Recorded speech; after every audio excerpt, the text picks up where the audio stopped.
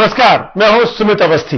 Licence to kill, ये हमारी आज की खास पेशकश। बड़ी खबर, एक ऐसी खबर जिसको देखकर आप बहुत चक्के रह जाएंगे कि कितनी आसानी से इस देश में महज चंद हरे हरे नोट किसी भी आतंकी को, एक आम आदमी की पहचान दिला देते हैं। इस खबर पर नजर अगले 1 घंटे तक हम रहेंगे। खबर दिखाएंगे आपको। पहले मेहमानों का परिचय करा दूं। हमारे साथ जुड़े हुए हैं मेरे वरिष्ठ सहयोगी दीपक शर्मा, मेरे साथ होंगे इस प्रोग्राम में। हमारे इस खास स्टिंग ऑपरेशन को कवर किया है दीपक ने। साथ ही साथ भारतीय जनता पार्टी की तरफ से होंगे विजय गोयल, उनके वरिष्ठ नेता, और जोगिंदर सिंह सीबीआई के पूर्व निदेशक। इन दोनों के साथ बात करेंगे और भी तमाम मेहमान जुड़ेंगे, उनसे भी हम बात करेंगे। लेकिन सबसे पहले बताते हैं कि दरअसल खबर है क्या। आज दिन ये खबर आती है कि आतंकवादियों की नकेल कसने के लिए सरकार और सुरक्षा एजेंसियां एड़ी चोटी का जोर लगा रही हैं। सुरक्षा के ऐसे इंतजाम किए जा रहे हैं कि परिंदा भी पर नहीं मार सकता। फिर भी जब तब आतंक का एक धमाका होता है जिसमें सरकारी दावों के परखच्चे उड़ जाते हैं। जी हां, इस कड़वे सच से पर्दा हटाने के आज तक की अंडर कवर इन्वेस्टिगेशन टीम ने स्टिंग ऑपरेशन किया। उसमें उजागर हुआ कि कैसे चंद रुपयों में अगर कोई आतंकवादी भी चाहे तो वोटर आईडी कार्ड और ड्राइविंग लाइसेंस बनवा सकता है।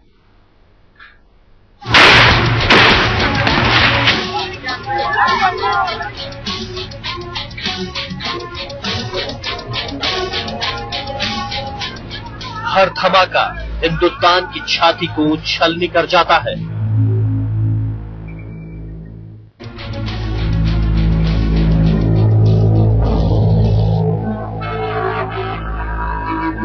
और इन धमाकों की गर्द से निकलता है उन आतंकवादियों का चेहरा जिनके जहन में गद्दारी और दिमाग में नफरत का बारूद भरा होता है।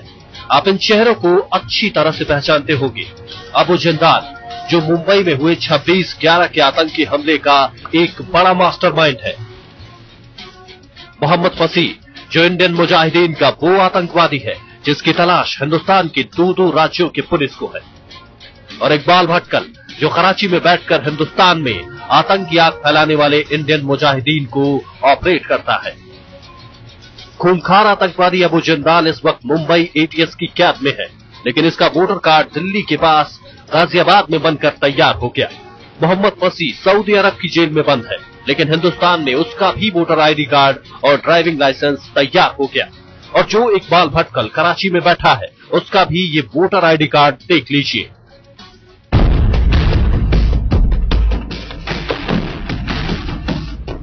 जो आतंकवादी मुंबई, कराची और सऊदी अरब में हैं, उनके वोटर आइडेंटिटी कार्ड और ड्राइविंग लाइसेंस कैसे बनकर तैयार हो गए, कैसे सरकारी बाबों और दलालों की साठगांठ में इन आतंकवादियों को मिल रहा है लाइसेंस टोकन, कैसे असली तस्वीर के साथ नकली पहचान पत्र से ये आतंकवादी बना सकते हैं नकली लाइसेंस, कैसे सरकारी दफ्तरों और ट्रांसपोर्ट ऑफिस में बैठे अफसरों, बाबुओं और बाहर बैठे दलालों की मिलीभगत से आतंकवादियों को मिल सकती है देश के किसी भी हिस्से में पनाह। देश की सुरक्षा की वो कलई आज पहली बार खुल रही है आपके टेलीविजन स्क्रीन पर। आज हो रहा है वो खुलासा जो हर बम ब्लास्ट की सबसे कमजोर कड़ी को उजागर करेगा। आतंकियों के हाथ में सबसे खतरनाक हथियार बंदूक या बम नहीं, बल्कि ये सरकारी पहचान है जो उन्हें बेखौफ देश में घूमने और ब्लास्ट करने का हौसला देती है। आज तक का स्टिंग ऑपरेशन आज उन्हीं चेहरों को बेनकाब करेगा जो अपनी आंखों पर रिश्वत की पट्टी बांधकर आतंकवादियों के हाथों में थमा देते हैं लाइसेंस टू किल।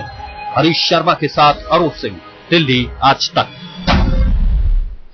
रिश्वत की चिकनाहट पर कैसे गर्त में फिसलती है देश की सुरक्षा व्यवस्था, इस पूरे गोरख धंधे के सच का खुलासा होगा सबसे पहले आतंकवादी मोहम्मद फसी के वोटर आईडी कार्ड और ड्राइविंग लाइसेंस से। जी हां, दिल्ली और बेंगलोर में आतंक की आग लगाने वाला आतंकवादी मोहम्मद फसी इस वक्त सऊदी अरब की जेल में बंद है। लेकिन ये जानकर आपको पैरों तले जमीन खिसक जाएगी कि दिल्ली से सटे गाजियाबाद में उसके नाम और फोटो से बन गई उसकी सरकारी पहचान। एक दिमाग में आतंक का बारूद फूटा और पूरा शहर दहल उठा। एक उंगली पिस्तौल की ट्रिगर पर कसी और आतंक की गोली चल गई। खौफ और दहशत के ऐसे ट्रेलर देने वाले आतंकवादी का नाम है मोहम्मद फसी। उम्र 35 साल। आतंकवादी संगठन इंडियन मुजाहिदीन। अब तो आपको आतंक का ये चेहरा याद आ गया होगा। अगर नहीं याद आया तो अखबारों की इन सुर्खियों को पढ़ लीजिए।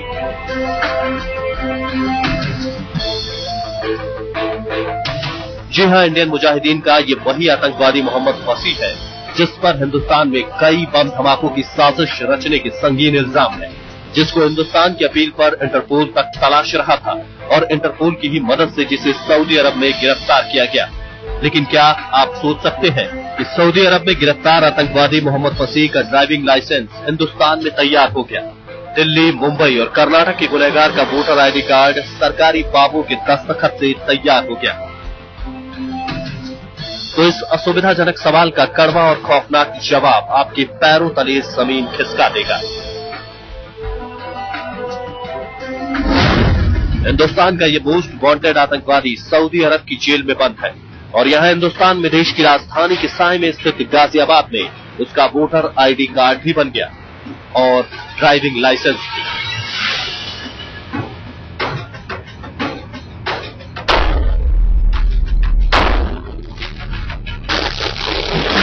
ये सरकारी फॉर्म बिल्कुल असली है, ये मोहर भी असली है, आरटीओ का ये दफ्तर भी असली है, यहां बैठने वाले सारे अफसर भी असली हैं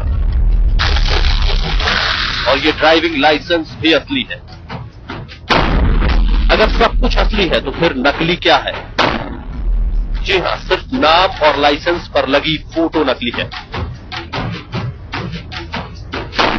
अधिकारियों और उनके इशारे का इंतजार करते सरकारी दफ्तर के बाहर बैठे दलालों की आंखों पर रुपयों की पट्टी बांध दीजिए और फिर देखिए कि कैसे 7 समंदर पार बैठा एक आतंकवादी गाजियाबाद का निवासी बन जाता है।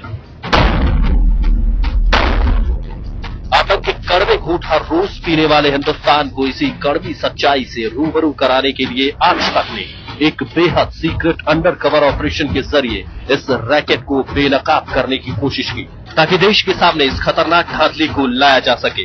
पैसे पर बिकते ईमान और अफसर दलाल की सांठगांठ का पर्दाफाश करने के लिए हम पहुंच गए गाजियाबाद के आरटीओ ऑफिस में। यहां सही पहचान पर ड्राइविंग लाइसेंस बनाने के लिए वेब कैमरा और ऑनलाइन सिस्टम का बंदोबस्त है, लेकिन गर्म जेब की आंच पर कैसे सारा सिस्टम पिघल जाता है और कैसे आतंकवादियों को मिल जाता है लाइसेंस टुकट। इसे परखने के लिए हम इस गिरफ्तार आतंकवादी की फोटो लेकर ड्राइविंग लाइसेंस बनवाने के लिए पहुंच गए। ट्रांसपोर्ट दफ्तर के बाहर दलालों की पूरी जमात इकट्ठा थी और वहां हम पहुंचे एक दलाल के पास। दलाल को हमने इस आतंकवादी की फोटो दी और फौरन वो फॉर्म भरकर बगैर किसी जांच पड़ताल के ही अधिकारियों के पास पहुंच गया। फॉर्म जमा कराने और फोटो खिंचवाने के बाद उसने हमें दूसरे ही दिन लर्निंग लाइसेंस देने की बात कही। दूसरे दिन जब हमें लाइसेंस मिला तो हम हैरान थे कि कैसे बिना किसी पड़ताल के ही एक आतंकवादी का लाइसेंस बन गया। इस लाइसेंस को लेकर हम ट्रांसपोर्ट दफ्तर के उन अधिकारियों के पास पहुंचे जिनके पास लाइसेंस बनाने और उसकी जांच पड़ताल का जिम्मा होता है। सबसे पहले हम पहुंचे रीजनल इंस्पेक्टर केपी सिंह और वीके वर्मा के पास। दरअसल ये दोनों अधिकारी एके सिंह और वीके वर्मा की जिम्मेदारी है लाइसेंस के फॉर्म को चेक करने की। यही दोनों अधिकारी तय करते हैं कि सरकार का अहम लाइसेंस गलत नाम और पते से जारी न हो जाए। यही वजह है कि जब हमने दोनों को ये बताया कि लाइसेंस पर लगी फोटो गलत है तो वो मानने को तैयार नहीं थे।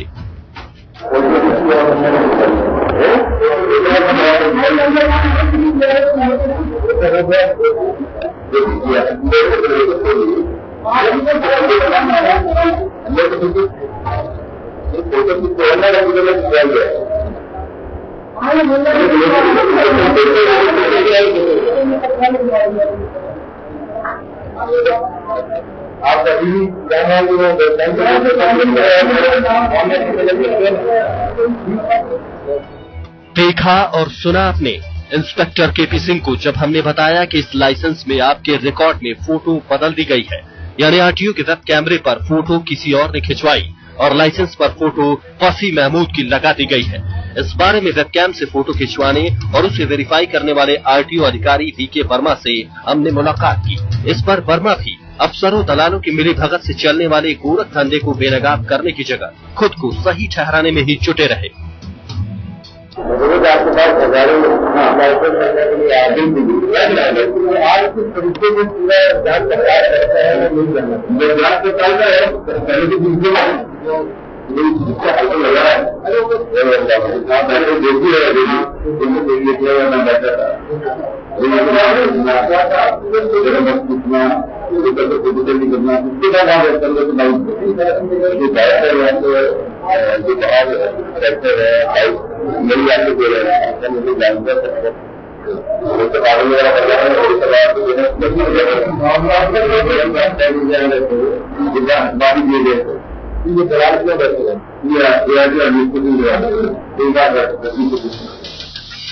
अब सवाल दलाल का नहीं बल्कि उस ट्रांसपोर्ट ऑफिस की साख का हो चुका था जिसकी दरों दीवार को रिश्वत का दीमक चाट चुका है। इसीलिए जब आज तक ने मोहम्मद फसीह के ड्राइविंग लाइसेंस के वेरिफिकेशन की बात उठाई तो इंस्पेक्टर साहब का जवाब गोलमोल था।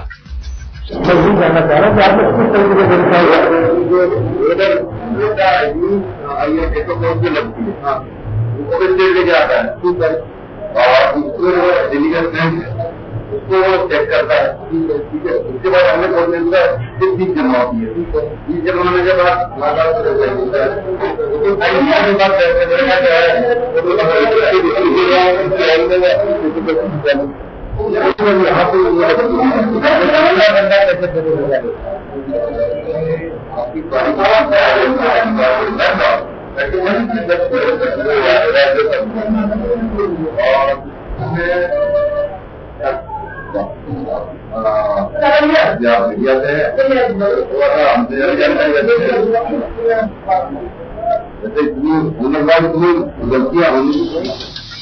मामला संगीन होता देख बात नरेंद्र शर्मा पर आ गई।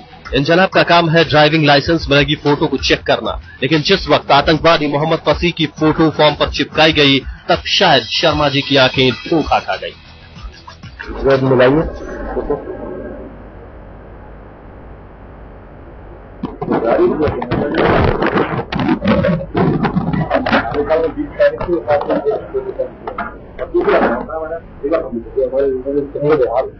हाथ में लगाएंगे ये आदमी जेल है, दूसरे 6 महीने सऊदी अरब की ये तो आप इधर डबल फोटो लगा के देखिए, अगर आपको लग रहा है कि ये वास्तव में वही है।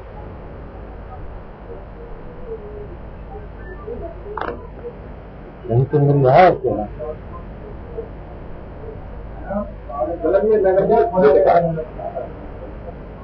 यार, ये नहीं हो सकता फोटो के पुराना भी लगाया था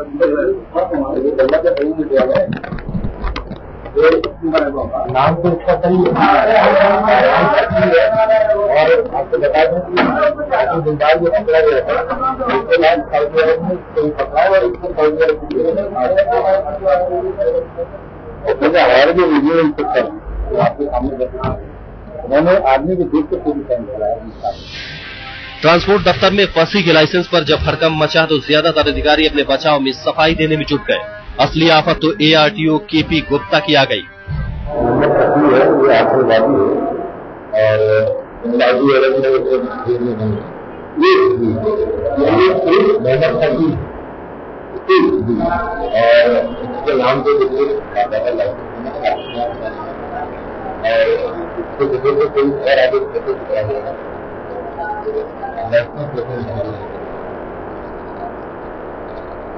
ऐसे लाइफ में मैंने कहा कि आज रखने को बड़ी चीजें लाइफ में करने के बाद किस तरीके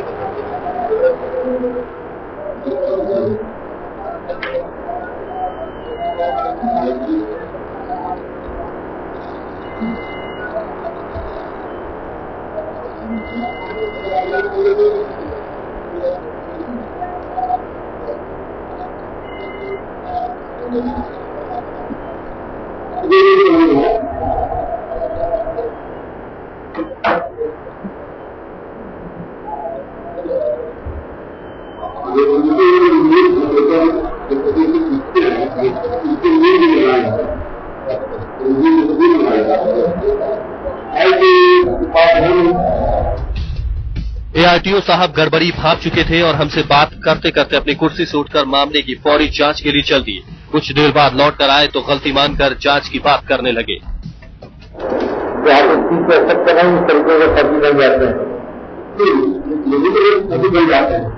कभी कर जाते हैं क्या है ऐसा ऐसी चीज जो है यहाँ पर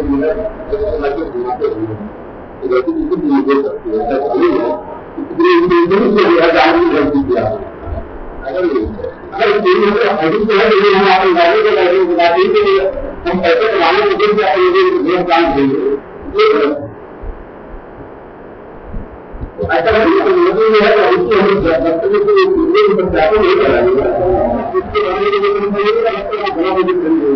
उसका काम लगेगा जी सत्यापन कराना हम आए अगर मंदिर को आप आए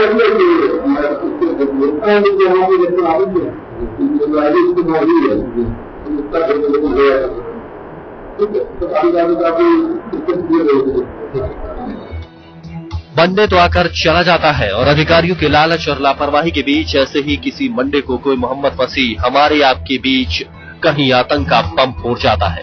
सवाल ये है कि वेरिफिकेशन सिर्फ एक पेपर का होगा या उस चलता है वाली मानसिकता का जो सरकारी बाबू के दिमाग में चलता रहता है। हरीश शर्मा के साथ अरुण सिंह, गाजियाबाद, आज तक।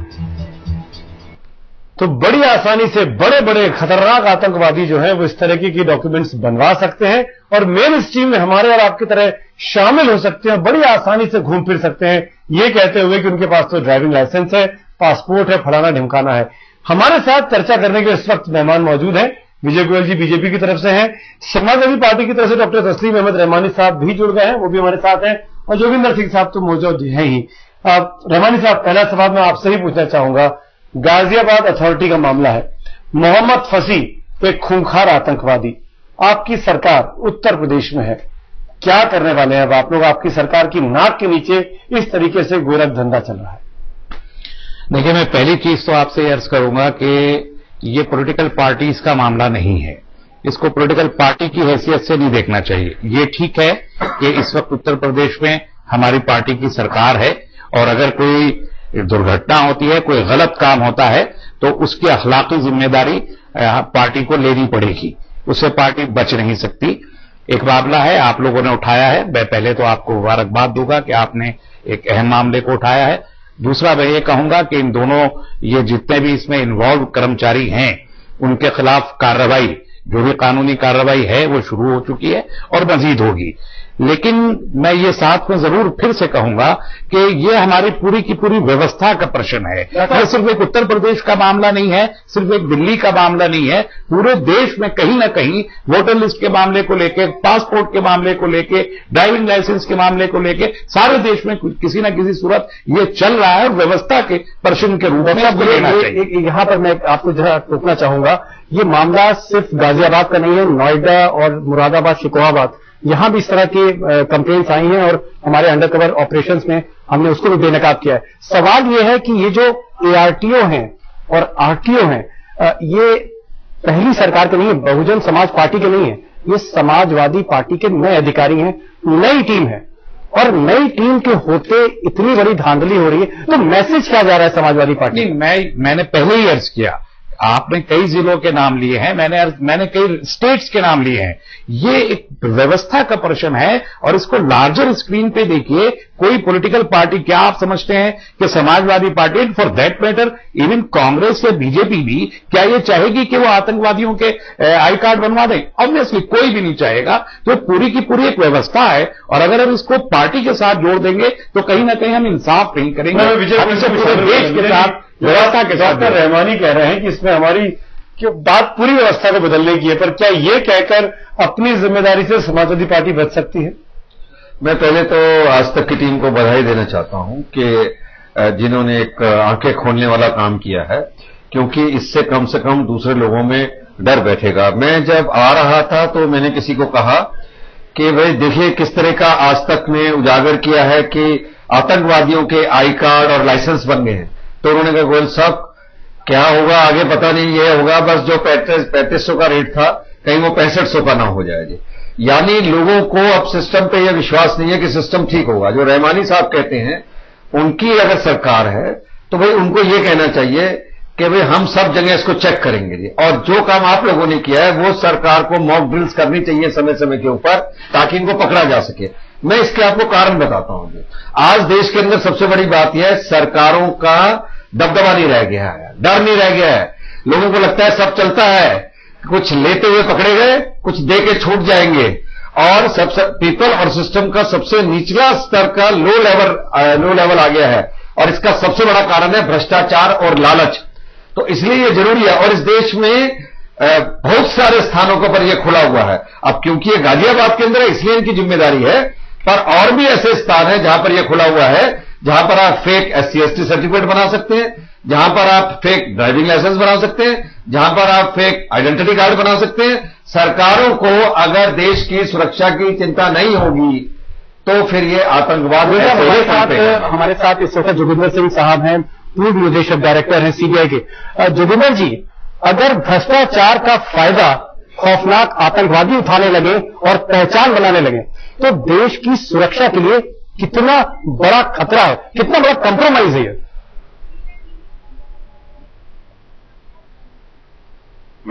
आपने जो किया बहुत अच्छा किया। मैं कहना चाहूंगा यही नहीं है, ये हेग में अपने एम्बेसडर ने जो अपना काम आउटसोर्सिंग का दिया वीजा के लिए, तो फॉरेन मिनिस्टर को कहना पड़ा कि आपने कैसे किया है, और उनके खिलाफ एम्बेसडर के खिलाफ CBI इंक्वायरी चल रही है।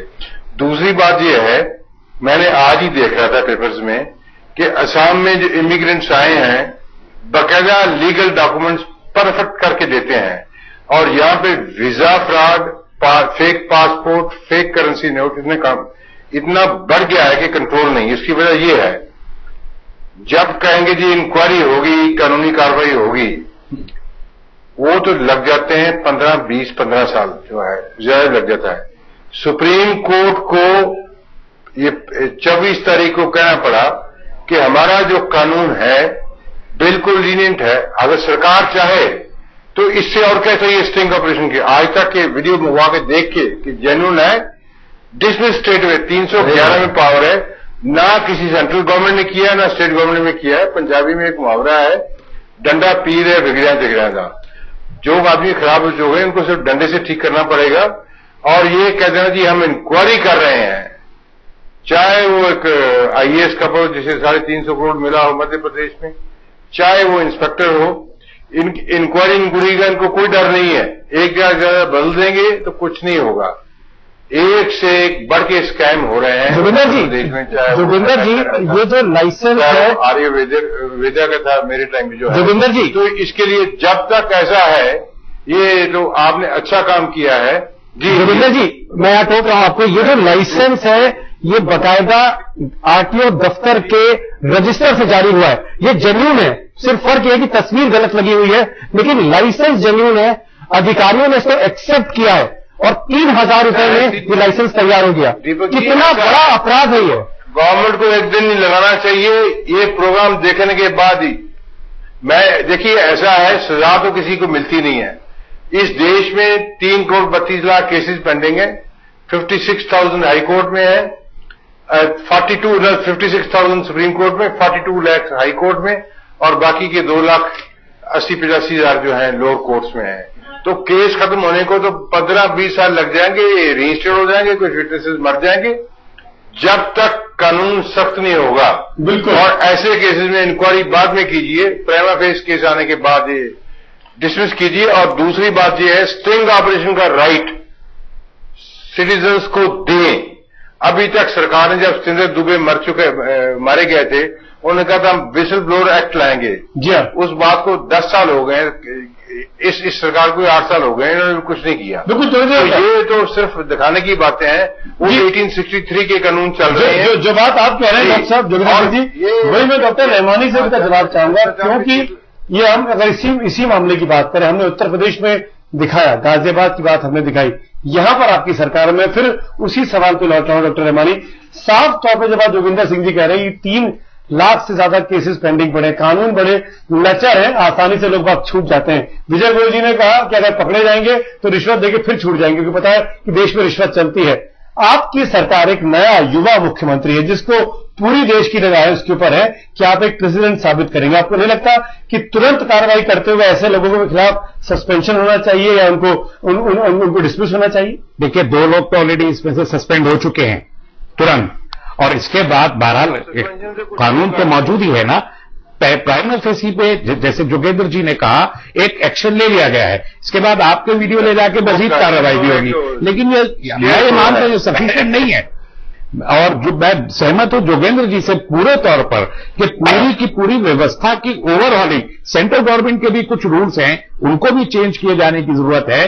पासपोर्ट का पूरी की पूरी वेबसाइट हैक हो गई, सारा देश जानता है इस बात को, हम आज तक उसको पकड़ नहीं सके कैसे हैक हो गई। पासपोर्ट के जो स्कैम चल रहे हैं पूरे देश के सामने, मैं अपनी जिम्मेदारी से भी नहीं बच रहा, मैं एडमिट कर रहा हूं कि ये व्यवस्था का प्रश्न है और पूरे के पूरे देश के अंदर है, सिर्फ एक उत्तर प्रदेश में नहीं है, यानी और हर डिपार्टमेंट में मौजूद है। कुल मिलाकर देखा जाए सब इस बात से एग्री करते हैं, विजय गोयल जी भी, रहमानी साहब भी, जोगेंद्र सिंह साहब भी, कि इस व्यवस्था को बदलने की जरूरत है। क्या जो बात टीम अन्ना कहती आती थी, क्या अन्ना के सहयोगी कह रहे थे, अन्ना हजारे कह रहे थे कि हम पे मजबूत भ्रष्टाचार कानून की जरूरत है, क्या ये सब उसी की खामी की वजह से हो रहा है? लाइसेंस टू किल हमारी ये विशेष कवरेज आप लोग देख रहे हैं आज तक पर, जिसमें हम खास तौर पर खुलासा कर रहे हैं अपने अंडर कवर स्टिंग ऑपरेशन के जरिए कि कितनी आसानी से खतरनाक खूंखार आतंकवादियों के आप कह सकते हैं कि जेन्युइन लाइसेंस बनवाए जा सकते हैं, उनके नाम पर बड़े आसानी से तमाम ऐसे पहचान पत्र बनाए जा सकते हैं जिससे ये खतरनाक आदमी मेन स्ट्रीम में शामिल होकर आसानी से घूम फिर सकते हैं। ब्रेक के पहले हमने बात की मोहम्मद फसी के बारे में, अब बात करने वाले एक और खूंखार आतंकवादी के बारे में। हमारे साथ तमाम मेहमान मौजूद हैं, उनसे भी बात करेंगे, लेकिन पहले 26/11 के आतंकवादियों को मुंबई का रास्ता दिखाने और अपने देश पर हमला कराने का गुनहगार है अबू जिंदाल। वो जिंदाल बड़ी मुश्किल से पिछले दिनों सुरक्षा एजेंसियों के हाथ लगा, लेकिन उस अबू जिंदाल की पहचान भी बड़ी आसानी से एक सरकारी दफ्तर से निकल गया। जी हां, जिस गाजियाबाद में मोहम्मद फसी का वोटर कार्ड और ड्राइविंग लाइसेंस बन गया, वहीं पर अबू जिंदाल के नाम पर भी उसके फोटो वाला वोटर कार्ड तैयार हो गया, दलालों और सरकारी बाबुओं की मेहरबानी से।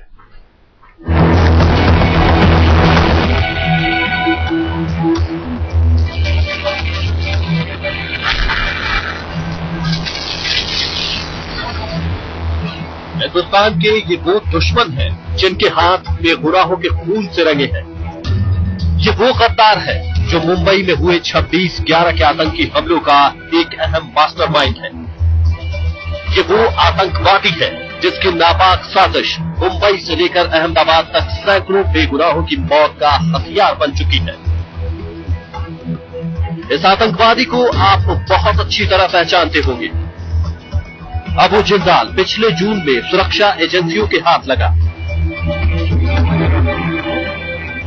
लेकिन आज तक के हाथ लगी है वो खौफनाक सच्चाई जिसे सुनकर यकीनन आपके पैरों तले जमीन खिसक जाएगी।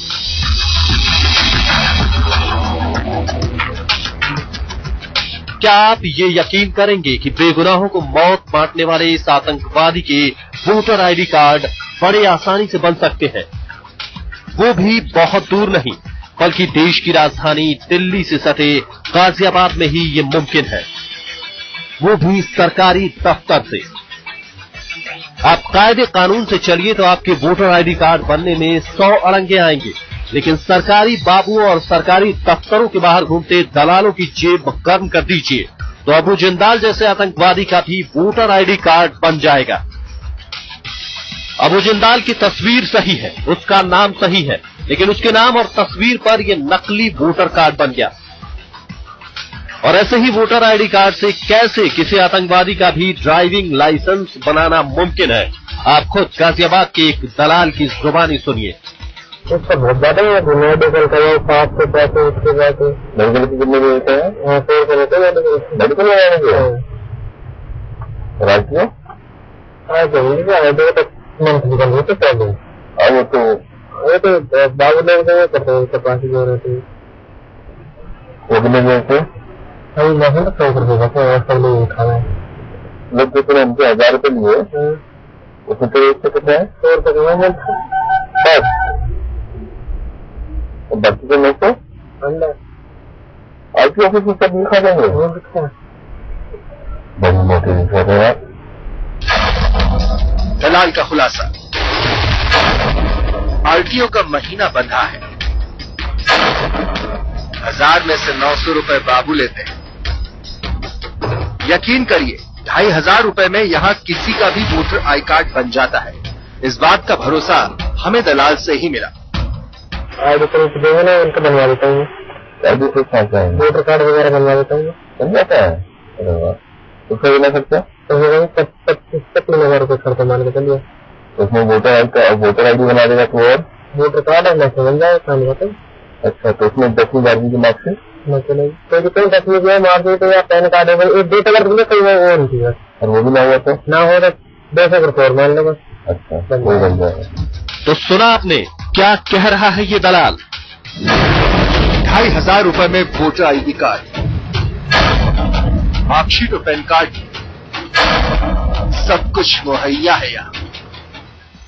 जहां से हमने आतंकवादियों के वोटर कार्ड और ड्राइविंग लाइसेंस बनवाए, वहां पुलिस भी मौजूद थी, लेकिन खुली आंखों से भी कुछ भी नहीं देखने वाली। आखिर हर दलाल से इन पुलिस वालों की जेब में 300 रुपए जो जाते हैं, ये हम नहीं, खुद ये दलाल कह रहे हैं।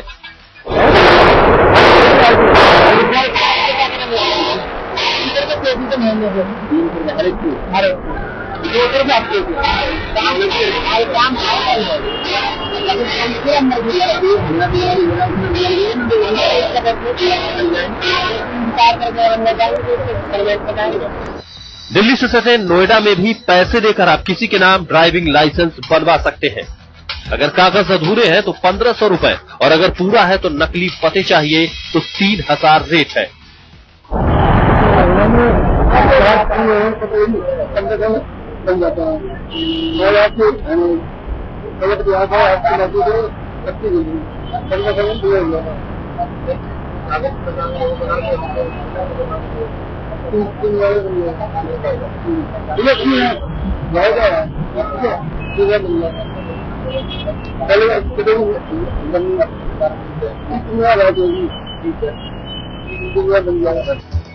आतंकवादियों को खोजते खोजते कई बार पुलिस की फाइलें क्लोज हो जाती है, और ये इसलिए होता है कि ऐसी ही नकली पहचान के जरिए आईएम से लेकर लश्कर तक की तमाम आतंकवादी देश में वेश बदलकर घूम रहे हैं, हाथ में लेकर लाइसेंस टू किल।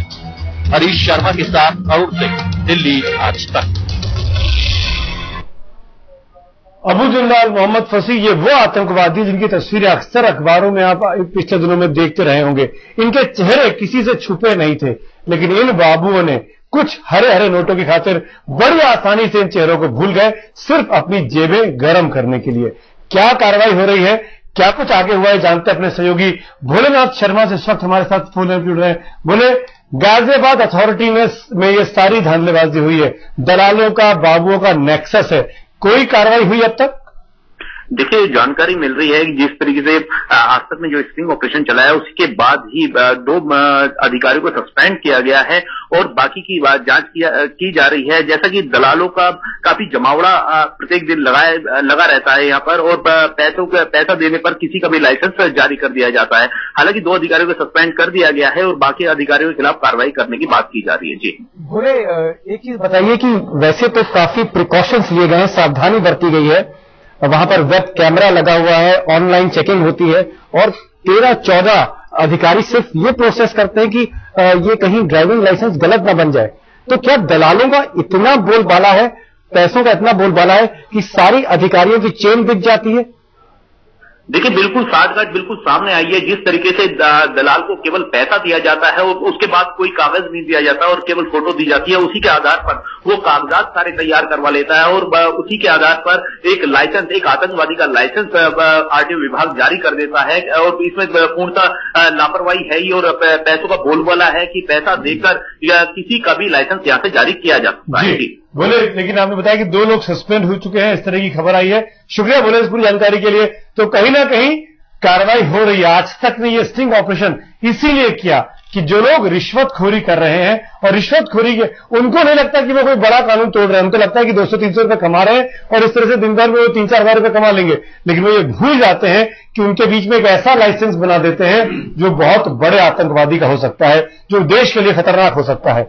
अफसरों, बाबुओं और दलालों का ये नापाक गठजोड़ सिर्फ गाजियाबाद में नहीं चल रहा, बल्कि उत्तर प्रदेश के दूसरे इलाकों में भी ये धड़ल्ले से जारी है। और इसका सबसे बड़ा सबूत है इंडियन मुजाहिदीन के सरगना आतंकवादी इकबाल भटकल का वोटर कार्ड और ड्राइविंग लाइसेंस बन जाना। जी हां, इकबाल भटकल तो कराची में बैठा है, लेकिन उसकी फोटो और नाम से पहले फर्जी वोटर आईडी कार्ड बन गया और फिर लाइसेंस। अब इस पर अधिकारियों से सफाई देते नहीं बन रहा है।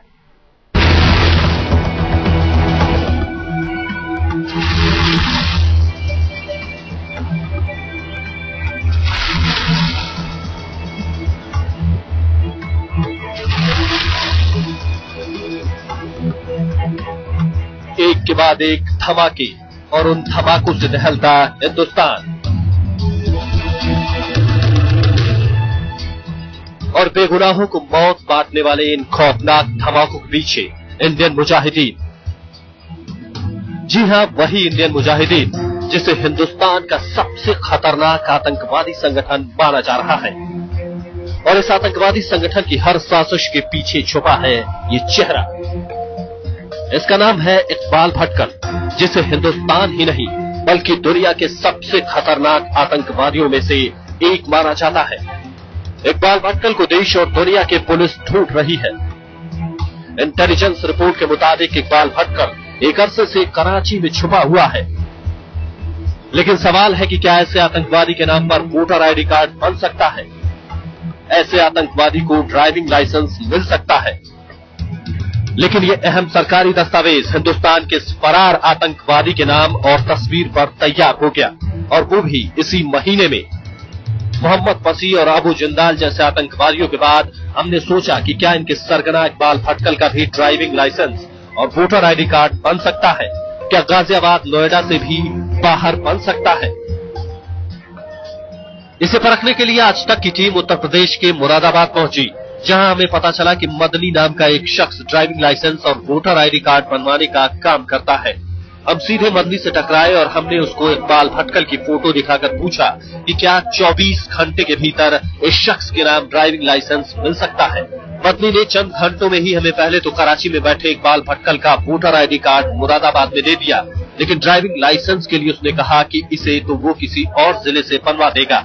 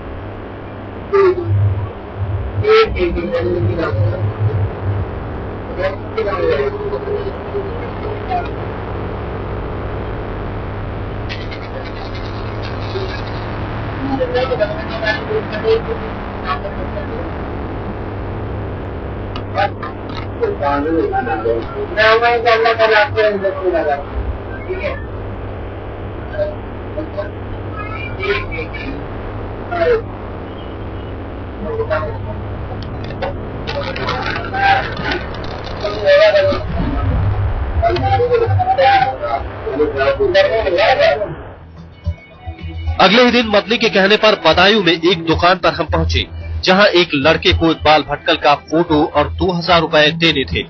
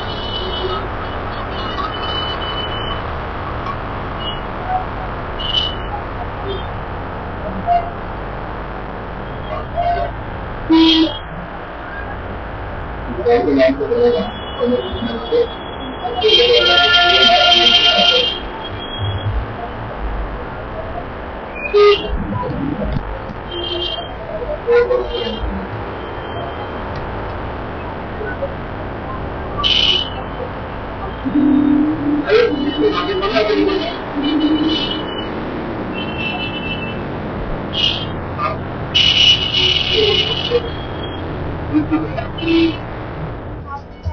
शाम उसने इकबाल भटकल का हैवी व्हीकल चलाने का ड्राइविंग लाइसेंस हमें दे दिया। लाइसेंस मिलते ही हमने गौर किया कि मोहर और लाइसेंस दोनों ही शिकोहाबाद के ट्रांसपोर्ट ऑफिस से जारी हुआ है। लेकिन जब हमने शिकोहाबाद के आरटीओ से पूछा तो जवाब कुछ ऐसा था। ये अभी तक ये अपने नंबर का लाइसेंस जो है सीरीज ही नहीं है। इकबाल भटकल की सीरीज भले ही शिकोहाबाद के आरटीओ रजिस्टर से मेल न खाती हो, लेकिन लाइसेंस और कार्ड तो यही बताते हैं कि कहीं कुछ बहुत बड़ा गड़बड़छाला है। शिकोहाबाद से सुधीर शर्मा और हरीश शर्मा के साथ अरुण सिंह, मुरादाबाद, आज तक। और उत्तर प्रदेश सरकार से जब इस बारे में इस खबर पर जानने का रिएक्शन जानने की कोशिश की गई तो सरकार सूबे के जो परिवहन मंत्री हैं उन्होंने अपनी गलती मानी और कहा कि 1 साल में वो फुल प्रूफ इंतजाम कर लेंगे ताकि किसी खूंखार आतंकवादी की सरकारी पहचान न बने। सरकार की इस मदद से 2013 तक वो पूरा लागू हो जाएगा और उसके तहत ही ये स्मार्ट कार्ड पे जब लाइसेंसिंग होने लगेगी तो इसमें फर्जिफिकेशन, डुप्लीकेशन और जो माइक्रोचिप इसमें होगा उसमें सभी जानकारियां होंगी। ये फर्जिफिकेशन, डुप्लीकेशन ये बिल्कुल समाप्त हो जाएगा। और फिलहाल जब तक ये पूरा लागू हो रहा है पूरे प्रदेश भर में तो ये आरटीओ कार्यालय में छापामारी, इनकी जिम्मेदारी, ये सब ये पुराना सिस्टम तक अब तक वही लागू हुआ। जब तक नई टेक्नोलॉजी आ जाएगी तो ये सब अपने आप ही से समाप्त हो जाए। तो ये थे परिवहन मंत्री उत्तर प्रदेश के। गोलमोल सा जवाब था, कोई सीधी कार्रवाई की बात नहीं की। विजय गोयल जी, आतंकवादी जो सक्रिय हैं उनका लाइसेंस बनता है, पहचान बनता है और उसी का फायदा उठाकर वो हर जगह धमाके करते हैं और मासूम लोग मारे जाते हैं। ऐसी एक नहीं दर्जनों घटनाएं हुई हैं। आपको क्या लगता है कि इतना बड़ा मामला सामने आने पर और एक नहीं कई जिलों में क्या रिएक्शन होना चाहिए उत्तर प्रदेश सरकार का? देखिए, मंत्री जी जो कह रहे हैं वो बिल्कुल गलत कह रहे हैं जी। किसी प्रकार का कोई फुल प्रूफ इंतजाम होने नहीं जा रहा जी। वो तो टेक्नोलॉजी को दोष दे रहे हैं जी, जबकि दोष व्यक्तियों का है। उन लोगों को इससे मतलब नहीं है कि कोई मोहम्मद, कोई इकबाल या कोई जिंदाल है। उनको तो भ्रष्टाचार से मतलब है। जब ये लोग पैसे देके लगे हैं तो जाहिर तौर के ऊपर ये लोग दलालों के माध्यम से पैसे कमाएंगे। अगर 50 लाख में कोई सीट बिकी है तो जब तक उनके पैसे पूरे नहीं होंगे ये होगा जी। और ये कहते हैं कार्रवाई हो गई, 2 लोगों को सस्पेंड किया गया, वो सिर्फ आज तक को दिखाने के लिए किया गया। उनको मालूम है कि अगर ये 2 लोग सस्पेंड नहीं करेंगे तो आज तक इनका पीछा नहीं छोड़ेगा जी। किंतु सवाल इस बात का है, सिस्टम का क्या होगा जी? सिस्टम को ये कैसे बदलेंगे जी? केवल 2 लोगों के कार्रवाई की बात नहीं है, इनको चाहिए कि सब जगह सिस्टम्स को अपने चेक करें। और इसका सबसे बड़ा कारण है सरकार का इकबाल नहीं है जी। सरकार का किसी प्रकार का डर नहीं है।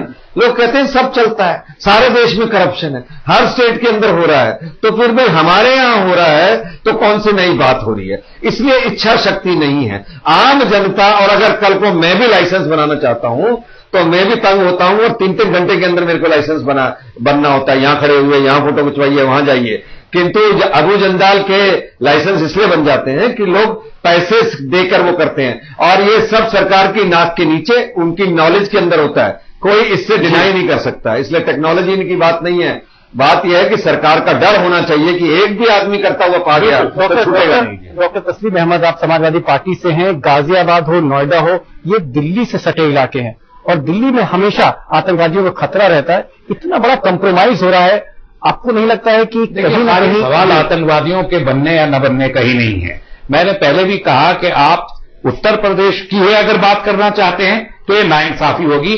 फिर मैं ये मानूंगा कि आप सिर्फ उत्तर प्रदेश की सरकार को सियासी तौर पर बदनाम करने के लिए एक स्टिंग ऑपरेशन करने आए हैं। लेकिन अगर आप इस मुद्दे को जेन्युइन ले रहे हैं तो आपको देखना होगा कि पूरे के पूरे देश में मैं इसके लिए अपनी जिम्मेदारी से, अपनी सरकार की जिम्मेदारी से बच नहीं रहा। और मैं आगे बढ़ के कहता हूं, आप कह रहे हैं कि कोई कार्रवाई नहीं हुई, इन 2 लोगों को सस्पेंड किया गया। मैं कहता हूं 5 लोग गिरफ्तार किए जाएंगे कल तक।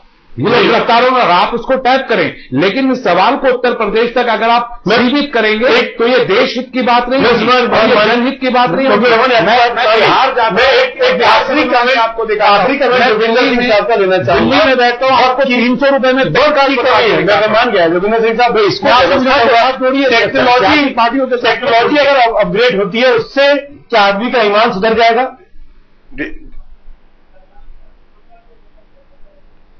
नहीं, कोई फर्क नहीं पड़ेगा। वो उसको हैकर्स हैं, नए नए तरीके कर लेंगे।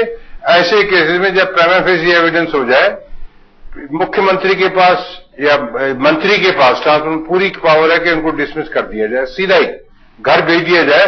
नहीं तो ये लोग रहेंगे, अब किसी और तरीका करना शुरू कर देंगे कि ये लेके आओ, वो लेके आओ। वो कहेगा जी मैंने तो कागज देखे, जो लेके आया देख दिया, मैं तो वहां जाके देखा नहीं यहाँ पे। तो ऐसे में इनकी ओनस इनके ऊपर हो। ये ऑब्वियसली आपने दिखा दिया है जी कि दलालों ने कहा हम करके देंगे, तो दलालों का इन्फ्लुएंस इन लोगों के ऊपर का। और क्या होता है, जब मुझे भी अपना लाइसेंस रिन्यू करना पड़ा था, मैं आरटीओ ऑफिस में गया, बकायदा अच्छी तरह पेश आए, फोटो खिंचवाई, उन्होंने लाइसेंस पे दिए, अब ले जाइए आप जो करने के लिए।